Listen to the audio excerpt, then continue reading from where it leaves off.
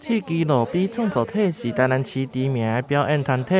原本伫2017年宣布无限期休困，也毋过伫今年的台南艺术节，因将正式回归，带来以一个人的方式进行演出的全新作品《转身》。我是蒲凯蒂，然后我是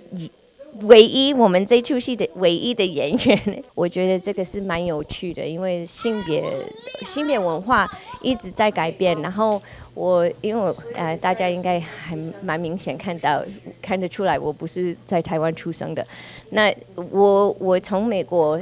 来的，然后我来台湾的时候也有一些观察，就是美国性别文化跟台湾性别文化，还有东亚性别文化，我会有一些观察。我的角色的小时候，他是一个男生，在美国长大的男生，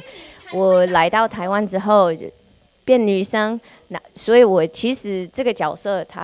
他是学会怎么做台湾的女生，不是做美国的女生，所以我觉得这个还蛮有趣的。我们那时候有在考虑要怎么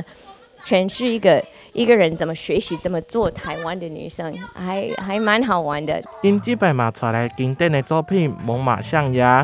而且嘛对作品重新改编。电影上设计顶方面嘛有全新的创意。这个作品其实在2020年就开始有第一版的演出，那其实这一次我觉得已经到3.0，我们一直不断的进化，因为其实对我们演员来说，他每次剧本其实都像是新的一样。对，所以呢，我们从2020的第一版到现在2022的第3版，剧本其实我们在聊的是仿生人，也就是现在最流行的 AI， 就是你家的智能家电，就你叫它，它会回你 Siri，Hello， 现在几度，它会告诉你现在的温度，帮我定个闹钟，它就帮你定闹钟，这就是现在最基本的 AI。剧本里面聊的其实就是仿生人跟人类到底有什么不一样，整个戏里头只有一个人类。那这个人类代表的是什么样的角色，或者是说这个仿生人在人类的世界里面，他们代表的又是什么样的角色跟地位？欢迎大家来看戏，我们来聊聊机器人或是科技的